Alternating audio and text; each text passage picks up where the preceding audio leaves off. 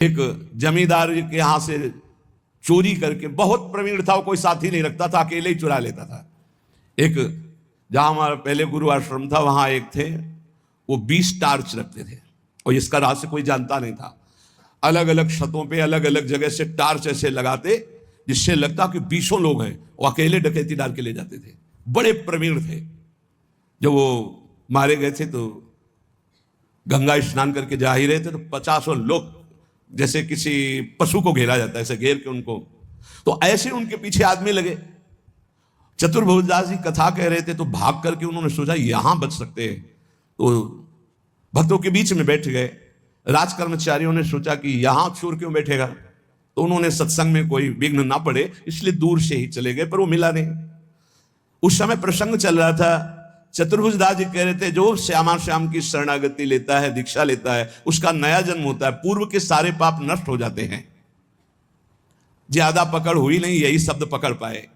सत्संग समाप्त हुआ, पास गए, कहा दंडवत महाराज, हम चोर हैं, सैकड़ों कत्ल किए, चोरी किए, डकैती किए, हमें दीक्षा दोगे? चतुर्भुजदास जी ने देखा कि इतनी सच्चाई से बता रहा है, हाँ क्यों नहीं, तुम्हें भी दीक्षा में। तो क्या हमारे सारे पाप नष्ट हो जाएंगे पूर्व जन्म के? हाँ पक्का, मेरा नया जन्म माना जाएगा? पक्का। कहा ठीक है, कुछ नियम? बोले नियम ये कि अब चोरी नहीं करोगे और झूठ नहीं बोलोगे, और ये नाम दे रहे हैं, नाम जप करो, तुम्हारा पूर्व का सारा पाप नष्ट, नया जन्म तुम्हारा। मुंडन कराओ। वो जो उनका विभत्स स्वरूप भयानक था, उस हटाकर 12 तिलक लगाए, मंत्र दिया।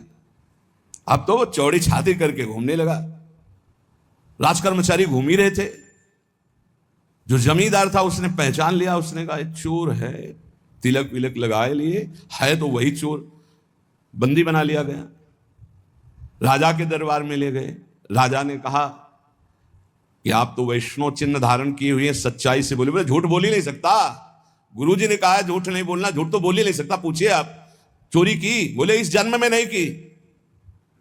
वो जो सेठ साहूकार जमींदार था बोले चाहे जिसकी कसम खवा लो यही है, ये बाल मुड़वा डाला, तिलक लगाए है, कंठी बांधे, यही हम पक्का कह सकते हैं। वो कह रहा चाहे जिसकी कसम, उसने कहा इस जन्म में ही चोरी नहीं की। अब राजा बड़ी समस्या में, न्याय कैसे करें? एक वैष्णव तिलक धारण किए हुए, एक सच्चाई बात कर। तो उस समय परीक्षा के लिए लीला की जाती थी कि लोहे का बिल्कुल तपाया हुआ लाल फार और ऐसे एक पीपल का नवीन पत्ता, ऊपर सूत, कच्चा सूत, ऐसे वो लोहे का फार रख दिया जाता। सूत में झलस नहीं आएगी, जला भी वो जलेगा नहीं, और 7 कदम चला। तो अब शंका तो इन्हीं चोर भगवान पर थी, तो इनके हाथ में रखाया गया। तो मन में कहा, गुरुजी ने कहा था दीक्षा लेने के बाद नया जन्म होता है। ऊपर जोर से बोले इस जन्म में मैंने कोई पाप नहीं किया, कोई चोरी नहीं की, कोई झूठ नहीं बोला। 7 कदम क्या और 10 कदम बोले, और कितना चले? बोले फेंक दो आप। फेंक दिया। बोले इसको फांसी दे दो इस जमींदार को, ऐसे वैष्णव पर दोष लगाता है। जब फांसी शब्द आया तो उन्होंने कहा कि फांसी तो ना दे, वो भी सही कह रहे हैं। तो उनका ऐसा कैसे सही हो सकता है? अब तो तुम्हारा प्रमाण हो चुका कि तुम सही हो। तो बोले फिर भी हमारा ही प्रमाण मान लीजिए, मैं ये सत्य कह रहा हूं कि चोर मैं ही हूं, ये सत्य कह रहे हैं। बोले अब नहीं मान सकते आपकी बात। बोले मान लो। तो बोले ये सत्य कैसे निकल गया कि तुमने इस जन्म में चोरी नहीं की और तुमने कल चोरी की, ये बात कैसे हो सकती है? तो उनका ये बात सुनोगे तब हम आपको, हाँ हमारे पीछे राज सैनिक लगे थे, जाके सभा में बैठे, वहां गुरुजी ने हमको ये सुनाया जब, तो हमने दीक्षा ली। तो इस जन्म में तो हमने चोरी नहीं की थी, ये सत्य हो गया, लेकिन कल चोरी की थी, क्योंकि ये भी सत्य नहीं तो उसको फांसी की सजा हो जाएगी। तो उनका ऐसे हम महात्मा से मिलना चाहते हैं, तुम्हारे जैसे चोर को महाभागवत बना दिया। राजा उनका शिष्य बना, पूरे नगर में भक्ति का प्रचार प्रसार हो। तो